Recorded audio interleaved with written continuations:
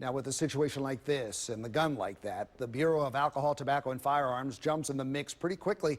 ABC 2 News investigative reporter Brian Kubler is here now with how the TTF is now already gunning down any leads on this high-powered weapon used against the Baltimore police. That's ATF. Brian.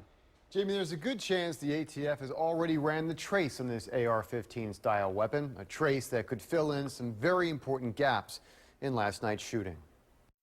While the suspect, Dayton Harper, turned on police and fired several rounds that could have easily pierced their body armor, Commissioner Kevin Davis doesn't believe it was an ambush like we saw in Dallas.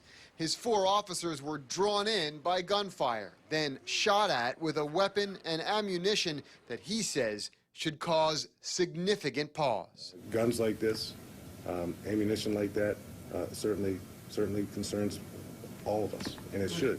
As does where it came from. In this afternoon's news conference, the commissioner said they were tracing this AR-15 style rifle, but we're not there yet.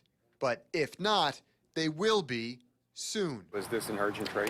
Yeah, I mean, this is going to rise to the level of an urgent trace simply because officers were shot at, and we're going to want to find out exactly where that firearm came from. Dave Cheplak with the ATF says an urgent trace can take anywhere from 2 to 24 hours. Armed with the serial number, make, and model, the Bureau can trace where the firearm came from, an important piece of this puzzle.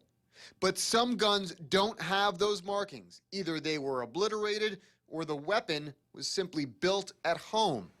In that case, evidence recovered last night becomes all the more important. They're going to look at shell casings that came out of the gun that they encountered last night and compare those to any other shell casing found not only throughout the city, but throughout the entire U.S. Possibly more dots to connect to see if this high-powered weapon has a story of its own to tell, one the ATF is working urgently to help Baltimore police figure out.